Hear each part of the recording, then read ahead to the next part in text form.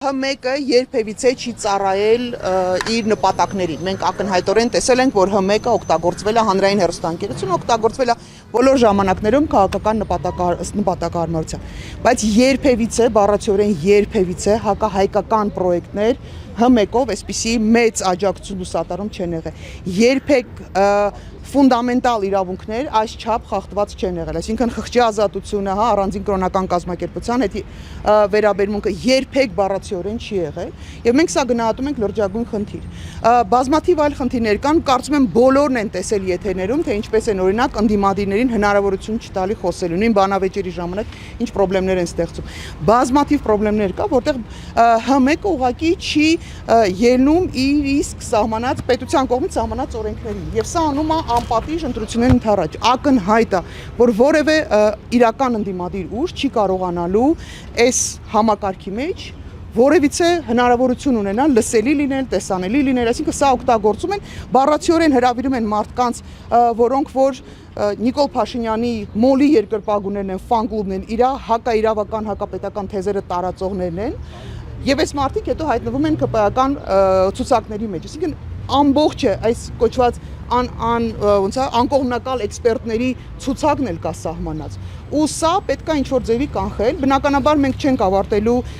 միայն դատախազության դիմելով, որտեղ մենք կարծում ենք, որ կա, վստահ ենք, որ կա օրենքի խախտում, բնականաբար հույսել չենք կապում, որ իշխանությունները ներկայիս գործող գլխավոր դատախազը արձագանք կտա, դրական պրոցես կունենանք, պարզա, որ սա չի լինելու, բայց ունենալ իրավական պրոցես, սկսել իրավական պրոցես, սա շատ կարևոր ենք համարում, որովհետև մենք իրավական պետության կողմնակիցներ ենք, եւ զուգահեռաբար պետք է ասեմ, որ մենք այս նույն բովանդակությունը, այն ինչը մենք արձանագրել ենք, որովհետև մենք մոնիտորինգ ենք իրականացրել, եւ այդ մոնիտորինգի արդյունքում արձանագրված խնդիրները պետք է ներկայացնենք նաեւ միջազգային գործընկերներին, նաեւ դիվանագիտական կորպուսին, որովհետև այն աջակցությունը, այն ներկայացումը, որ ցույց են տալիս մեզ իբր ժողովրդավարության բաստիոն, չգիտեմ, մարդու իրավունքները երբեք այս պաշտպանված չեն եղել, օրենքները այսքան պաշտպանված չեն եղել, դա մեղմ ասած կեղծիք է, դա իրականությանը չի համապատասխանում։ Տիկին Կարապետյան, ինչ եք կարծում ընտրությունների նախաշեմին հանրային հեռուստաընկերությունը կփոխի իր մարտավարությունը այս բողոքը, այս խնդիրները բարձրաձայնելուց հետո։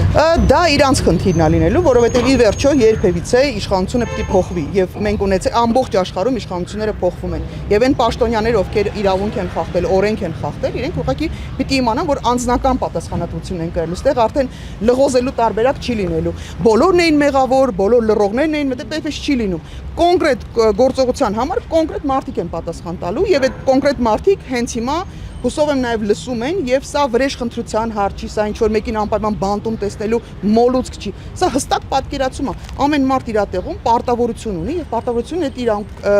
պրոցեսները վերահսկելու, կանոնակարգելու, գործող օրենքներին համարժեք եւ համապատասխան։ Չի կարելի թույլ տալ, որ երկիրը դառնա ուղղակի մի խմբակի, այսպես տրամադրության տակ, նորից եմ ասում, մենք միշտ ունեցել ենք խնդիր, միշտ ընդդիմադիրները ավելի քիչ ձայներ են ունեցել, միշտ իշխանական կողմը միշտ ավելի շատ է լուսաբանվել, դա շատ նորմալ չի եղել, աննորմալ է եղել, բայց դա ինչ որտեղ բացատրություն կարող է ունենալ։ Բայց երբ որ հայ առաքելական եկեղեցու, որոնք մեծ մասն են կազմում հետևորդները, մեծ մասն են կազմում մեր ժողովրդի, այս մարդկանց իրավունքները խախտվում են այս աստիճանի, երբ որ հակասահմանադրական գործողությունները լուսաբանվում են հմեկով, եւ զուգահեռաբար օրինակ նվիրական տոները հայկական, որոնք մայրաթոռում են ընթանում, որևէ կերպ չեն լուսաբանվում, սա գիտեք, անգամ բարոյական նորմերից դուրս է, հələ լավ օրենքը դնել մի կողմ դրած, բարոյական նորմերից դուրս է։ Եվ այս ամեն ինչին պետք է կասեցում, մենք պիտի տանք մեր մոտեցումը, մենք պիտի ֆիքսենք մեր մոտեցումը, կա խնդիրը պիտի արձանագրվի։ Հետո ըստ այդմ գնահատական կտրվի նաև գլխավոր դատախազի գործողություններին, հմեկի համապատասխան պատասխանատուների գործողություններին, մնացած բոլորին։ Տիկին Կարապետյան, հանդիպում եք ունենալու, թե ուղղակի դիմում եք ներկայացնելու։ Առանձնապես ցանկություն չկա հանդիպելու, ավանդույթի համաձայն տուփի մեջ կփոխանցենք, որովհետև բան չկա խոսալու։ Եթե դատախազը իսկապես գլխավոր դատախազը Տիկին Վարդապետյան, իսկ ես պնդում եմ, որ ինքը ունի բավարար գիտելիքներ եւ հմտություններ հասկանալու համար, թե ինչ է տեղի ունենում, եթե չհասկացող լինի, կասենք չհասկացող մարդը ինչ եք ուզում, բայց նա ի վիճակի է սա գնահատելու, ճշգրիտ գնահատելու, եւ եթե միջև այս պահը չի պատկերացրել ինչու՞մ է իր գործառույթը եւ ինչ ինքը պիտի իրականացներ, հետեւաբար հանդիպելու տրամաբանություն էլ անկեղծ ասած չեմ տեսնում։ Եթերից օգտվելով եթերից ասեմ Տիկին Վարդապետյան, բազմաթիվ գործեր կան, բազմաթիվ պրոցեսներ կան, միայն սրա մասին չի, էլի բազմաթիվ